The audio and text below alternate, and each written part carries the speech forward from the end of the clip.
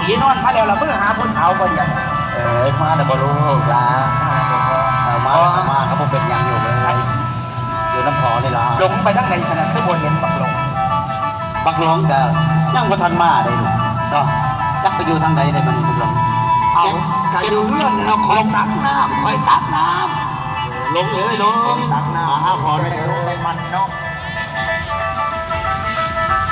เอานี่ยังแต่เศร้ายังว่าตักน้ำลืมเขาเดี๋ยวนี้พัฒนาดูคนเขาตัวทอนลูกไส้เจ้ากระไดมาแล้วบ่รู้ลูกชายพอดุเถอะโอ้ยคอยแห้งดูทันลูกแต่เศร้าคนตักย่างไปย่างมาหาคู่เป่าจังซี่เด้มันจังได้ใจพอเราแต่ว่าอีพ่อเนี่ยเป็นกระพาเมียเนี่ยก็คิดอยากได้เมียอยู่บ่ล่ะก็คิดอยากได้เมียอยู่ได้ลูกงานก็กับพอสมอสิว่าจังไหนเฮ้ยมาบ้านนี้ฟังก่อนพอยังลูกมาแต่เศร้าแต่เศร้ามีเรียกรถอันเดียวมีอย่างนอนเจ้าอังเลยใครน้องของเจ้าแม่เคยเอานอนนุ่มก่อนนอน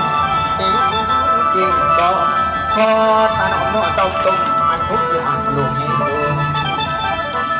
และผมพอไม่ปาดมุงอยากให้ดูเป็นคนดีแล้วสายสตรีในสังคมจังสิสมอันคำตามเสียงหวาน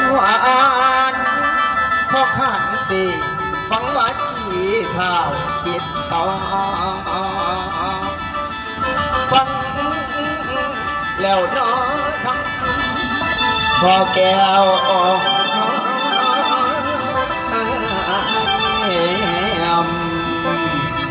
คำจำแล้วพอได้ฟ้องลาวนโอ้ยดีๆน้อง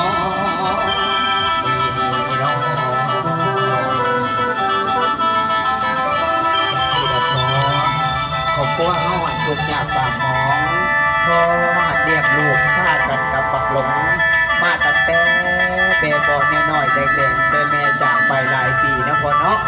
ขอบคุณเฮาทุกข์ยากปากหมองแม่ลูกเลยให้ลูกเพราะว่าเฮาเป็นเสาไม้เสาหน้านะลูกเนาะเดี๋ยวนี้มีแม่ใหญ่เพิ่นมาหาลูกไปเขาบ่อหน้ากับเสี่ยวหลงเสน่ห์พอกับปักหลงนี่บ่ห่วยในยินว่าอีเมท้องมีมาเว้าน้ำเจ้าว่าอยากได้คอยเป็นเบาหน้าครับเสี่ยวแม่นบ่ก็แม่นให้รู้สิเป็นชิไปยืดลงกันบ่มื้อนี้บอกเพิ่นให้ไปมื้อนี้แม่นบ่แม่นให้ไปมื้อนี้เดี๋ยวไปมื้อนี้ไปมันเป็นเบาหน้านี่โดยพอได้เขาให้เขาหน้ามากินน้ำบ้านน้ำเมืองเขาสันตุปอเขาเฮ็ดให้หน้าบ่มีเขากินดอกกินกับบ่หลวงบ่หลายบ่ได้ลูกเอ้ยแม่เฮาก็เป็นคนทุกคนยากคันขาดเถิงทางจังได๋ก็อย่าสู้น้ำหอมเด้อลูกเด้อไปตัวเสี่ยวมันสิสวยนะว่าพอถ้าจะคงไปเตรียมเอาของไปโลดไหนนี่ไปเจ้าอย่าเห็นเรื่องหนักเด้ออยู่เรื่องอยู่ชาติเอาแก่แล้วจะนอนตายไหนโอ้ยขอยบ่อยากเขากล้องเขาบอกมาเลยมื้อนี้บ่อยากให้เรียกนักมาได้ลูกมันสวยแล้วไว้พี่ทางข้างในอยู่พี่ข้างในอยู่บักน้องมึงเลย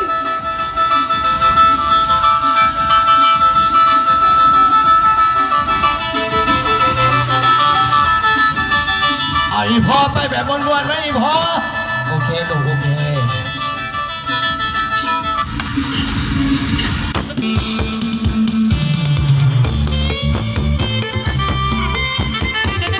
ชึบ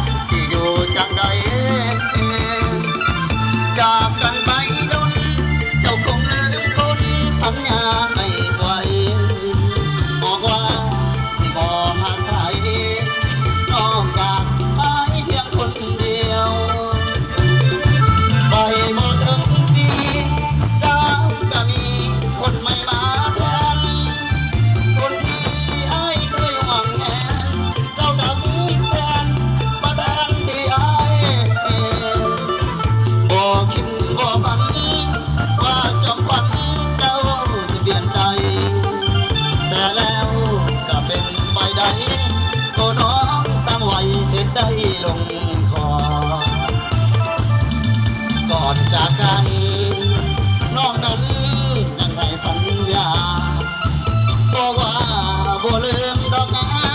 ปัดน้องกลับมาน้องมีแฟนใหม่คิดเห็นบ่นะก่อนจากลาเว้ากันจังใดโอ้น้องสั่งมาเรียบใจของอายแต่น้องคนดีจบกันเท่านี้พอเสียทีกับฮักหลอกลวงต่อไปอ้ายสิบ่หวังให้เจ้าควงกับเขากันดาขอให้ฮักเจ้ากับเขาขึ้นสุขธนากาโพ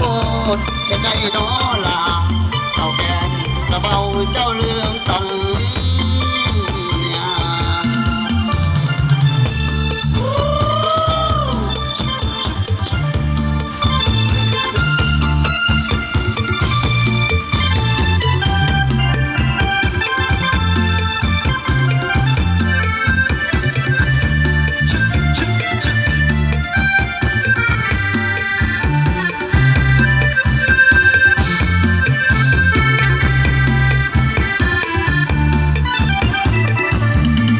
ก่อนจากกันน้องนั้นยังให้สัญญาบอกว่าบ่ลืมดอกนะบัดน้องกลับมาน้องมีแฟนใหม่คิดเห็นบ่นะก่อนจากลาเว้ากันตะใด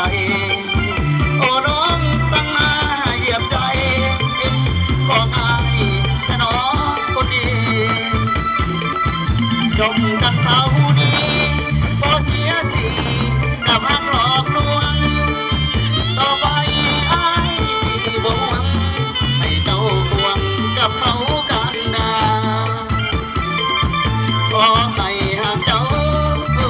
กับเขาเป็นสุขธนากาโพดจะได้น้อลาเศร้าแกนกะเบาเจ้าลืมสัญญา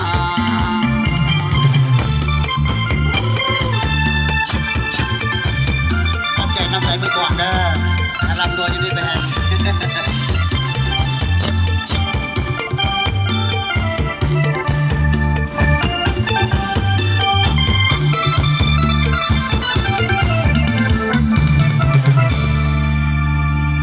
สบายดี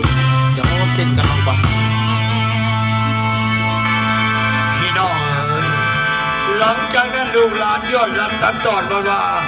นับแต่สีนวลมาเข่าในเฮือนไปหน้าใหม่พี่น้องเอ๋ย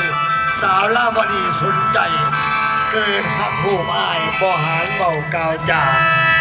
ติดตามจากลาวดีตอนสีนวลมาเป็นบ่าวหน้าเกี่ยวเข่าเขาก็คิดหักคิดมักสีนวลเหตุการณ์นี้ท่านจะเป็นอะไรจะมาล่ะติดตามใน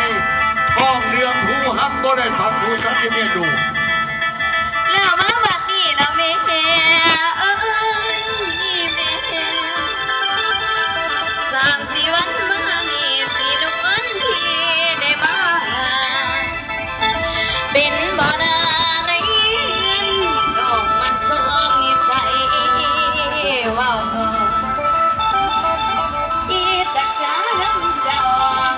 สินวลเฮาอ้ายดูมัน ใจกะสั่นนึงอยากเว้าแต่คือเจ้าดอกไฟ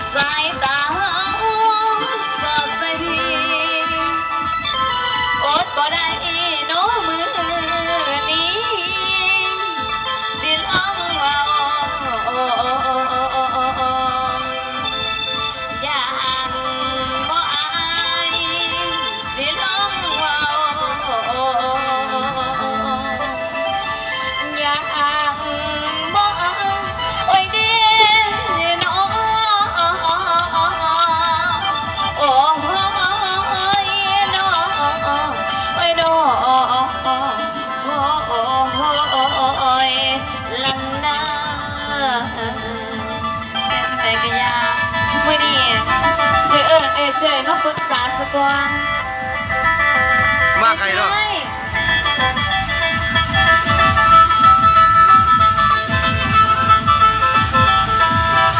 เจยมาหาเล่าวดีนะเอ้ย